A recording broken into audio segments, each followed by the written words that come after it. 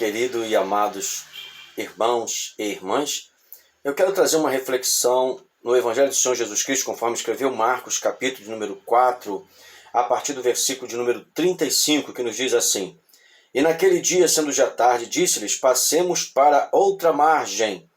E eles, deixando a multidão, o levaram consigo, assim como estava no barco, e havia também com ele outros barquinhos. E levantou-se grande temporal de vento, e subiam as ondas por cima do barco, de maneira que já se enchia de água. E ele estava na popa, dormindo sobre uma almofada, e despertaram-no, dizendo-lhe: Mestre, não te importa que pereçamos?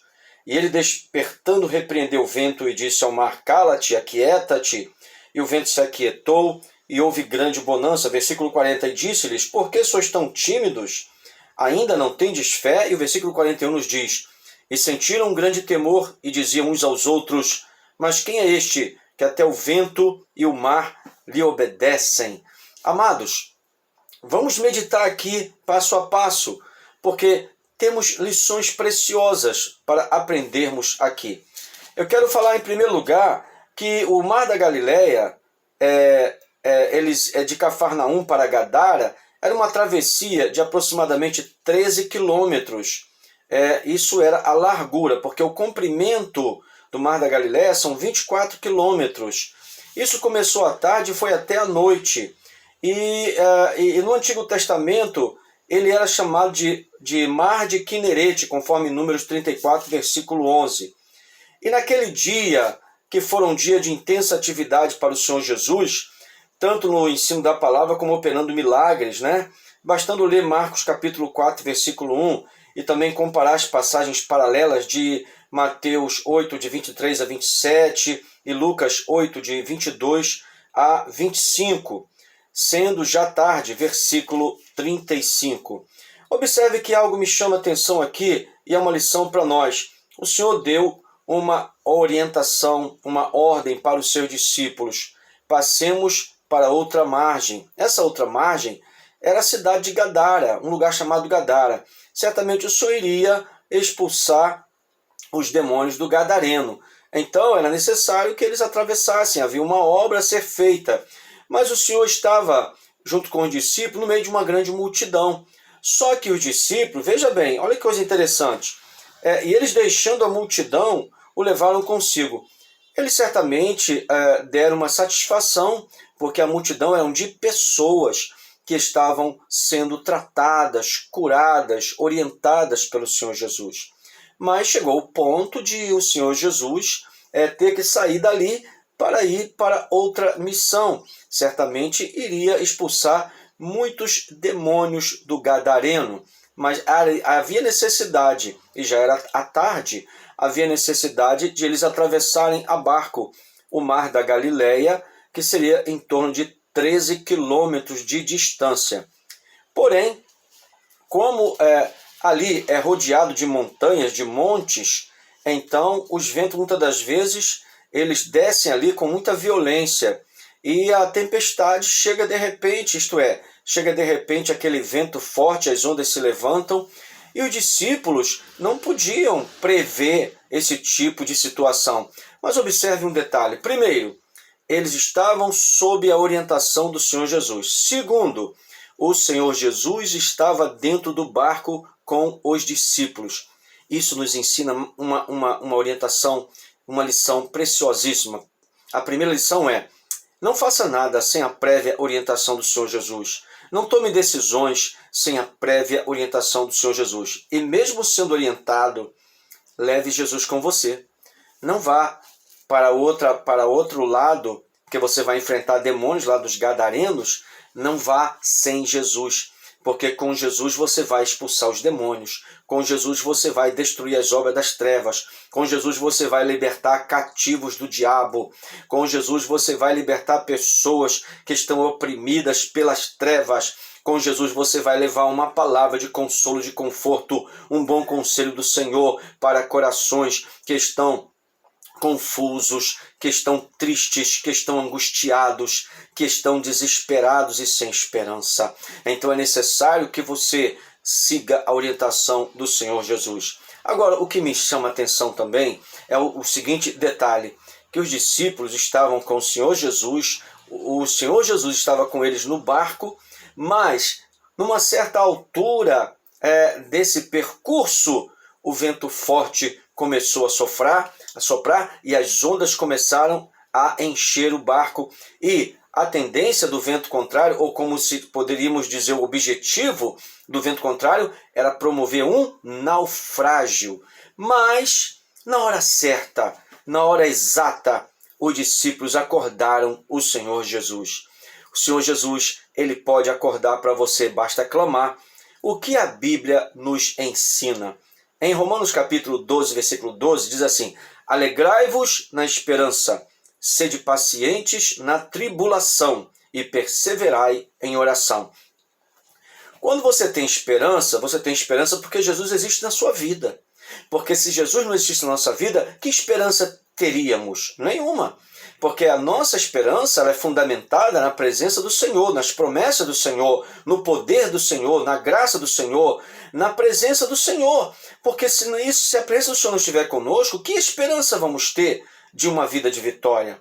Nós não podemos viver achando que a nossa vida é uma antropocracia, isto é, o governo do homem, quer dizer, se baseando apenas nas coisas do homem. Se lembra daquele jovem rico que o Senhor Jesus encontrou com ele e ele falou assim: olha, vende tudo que você tem, dá para os pobres e depois segue-me e terás um tesouro no céu. E ele pensou e achou por bem simplesmente ignorar a palavra do Senhor. Por quê? Porque ele amava as coisas passageiras e nós temos que amar muito mais as coisas eternas.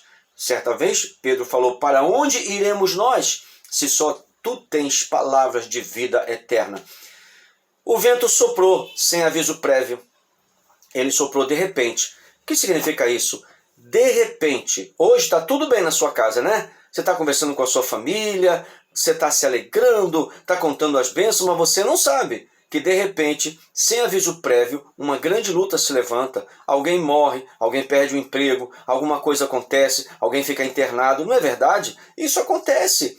Com esse tempo da Covid, veja quantas pessoas pereceram, mas quantas pessoas também não pereceram, ainda que foram infectadas pelo vírus, mas estão vivas, estão bem de saúde, mas passaram por uma tempestade, passaram por alguns sofrimentos, não é verdade? Então, muitos de nós não podemos dizer: o fato de o Senhor Jesus estar no meu barco, isso me isenta de passar luta. Não pense assim, porque isso não é verdade.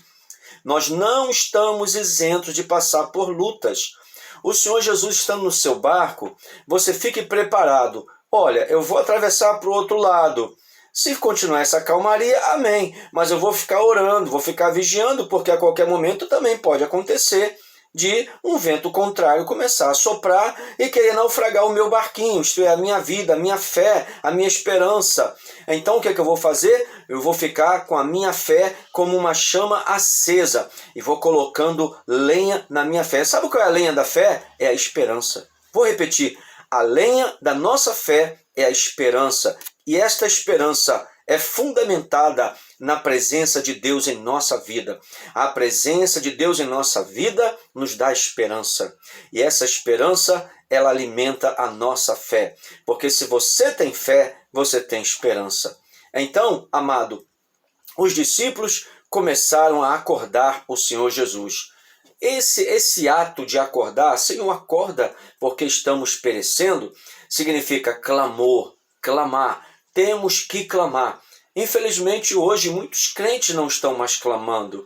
Muitos crentes pedem que orem por ele, mas eles mesmos não estão orando por si.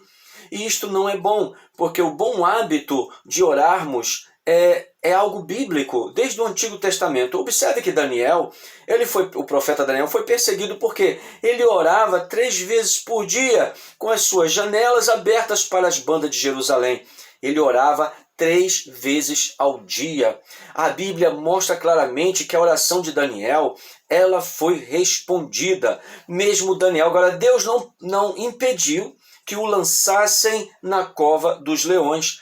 Observe mais uma vez O fato de Daniel ter fé em Deus, o fato do profeta Daniel estar com Deus, não impediu de ele ser lançado na cova dos leões. Porém, o detalhe é simples. O Senhor não o livrou da cova, mas o livrou na cova. Então acontece conosco. O Senhor Jesus estava no barco. Ninguém está isento de passar luta. Ninguém está isento de receber ataque de ventos contrários. Você e eu não sabemos o que vai acontecer amanhã, depois da manhã, mês que vem, ano que vem. Não sabemos se alguém vai morrer, se alguém vai ficar doente, se alguém vai perder emprego. Não sabemos. O importante é que cada um de nós deve estar diuturnamente confiando no Senhor, porque os que confiam no Senhor serão como os montes de Sião que não se abalam, mas permanece para sempre. Confia no Senhor e você vai ver o Senhor se levantar em teu favor e repreender o vento, repreender as ondas que tentam naufragar o teu barquinho, e vai se fazer uma bonança, porque Deus é fiel. Vale a pena confiar neste Deus fiel. Ele nos fez uma promessa, está escrito lá em Mateus capítulo 28, a partir do versículo 19, que diz: estarei convosco todos os dias, até a consumação dos séculos. Não te deixarei e nem te desampararei. Essa é uma promessa de quem fala e cumpre e tem poder para cumprir. Isaías capítulo 55, versículo 11. Assim será a palavra que sair da minha boca. Ela não voltará para mim vazia. Antes fará o que me apraz e prosperará naquilo para que a enviei. Isaías capítulo 55, versículo 6. Buscai o Senhor enquanto se pode achar. Invocai-o enquanto está perto. Duas condições. Buscai o Senhor enquanto se pode achar. Em certas situações você precisa achar Deus para poder ele atuar nessa situação. Ok? Em certas situações você precisa buscar a Deus para ele atuar nessa situação. Invocai-o enquanto está perto. Agora ele chegou. Agora você invoca o poder deles, o poder do Senhor. Invoca o poder do Senhor para ele repreender o mal. Invoca o poder do Senhor para ele repreender os demônios. Invoca o poder do Senhor para ele repreender todo tipo de coisa, de elemento que venha te fazer sofrer, que venha te fazer ficar abatido ou abatida. Mas lembre-se, o nosso Deus cuida de nós com carinho, o nosso Deus cuida de nós com amor. Agora, eu me refiro àqueles que estão em plena comunhão. E se você não está em comunhão, e se você que está me vendo estiver afastado ou afastada, deixa eu te dar um conselho bíblico em que está escrito em 1 de João, capítulo 1, versículo 9. Se confessarmos os nossos pecados, ele é fiel e justo para nos perdoar os pecados e nos purificar de toda a injustiça. Por isso, meu amado, minha amada, lembre-se, o nosso Senhor Jesus Cristo é um Deus cheio de amor. Ele tem tanto amor que está escrito em João 3,16, porque Deus amou o mundo de tal maneira que deu seu Filho unigênito para todo aquele que nele crê, não pereça, mas tenha a vida eterna. O amor do Senhor é incomparável, o amor do Senhor é inegável, o amor do Senhor é inconfundível, o amor do Senhor é real, o amor do Senhor é para os dias de hoje, o amor do Senhor sempre é como uma chama acesa que não diminui de tamanho. O amor do Senhor não discrimina. Por quê? Porque ele ama a todos, até aqueles que são seus inimigos, ele também ama. É claro que as pessoas que vivem em plena desobediência, uma desobediência consciente, e não querem se arrepender de seus pecados, confessá-los e nem se converterem, e se continuarem a viver em comunhão com o pecado, a própria palavra fala e afirma em Romanos capítulo 6, versículo 23, o salário do pecado é a morte. A segunda parte diz, mas o dom gratuito de Deus é a vida eterna por Cristo Jesus. Os discípulos precisavam atravessar o mar da Galileia, eram 13 quilômetros a distância, o percurso, e eles tinham que ir até a cidade de Gadara. Ali havia os gadarenos, e eles precisavam de ser libertos do poder dos demônios. O que me chama a atenção também é que os discípulos fizeram questão de fazer este percurso com Jesus no barco. Onde você for, não vá sem Jesus. Qualquer área da sua vida, não deixe Jesus ficar de fora. Porque o Senhor Jesus, Ele é a garantia da tua vitória. Ele é a garantia da justiça para a tua vida. Ele é a garantia para que você vença as suas lutas externas e internas. Porque existem lutas que acontecem dentro da nossa mente, dentro do nosso coração. São lutas que muitas das vezes são provocadas por ataques demoníacos na nossa própria mente. Por quê? Porque nós temos um campo de batalha aqui. E aqui nós temos que estar sempre orando para que o Senhor nos mantenha totalmente vitoriosos e blindados. Isaías 26, versículo 3. Tu conservarás em paz aquele cuja mente está firme em ti, porque ele confia em ti. Salmo 19, versículo 14. Sejam agradáveis as palavras da minha boca e a meditação do meu coração perante a tua face, Senhor, rocha minha e libertador meu. Então se alegre com o Senhor, porque a alegria do Senhor é a nossa força. Os discípulos conseguiram vencer a tempestade porque Jesus estava no barco. Os discípulos chegaram até o outro lado do mar ou da outra margem do mar da Galileia.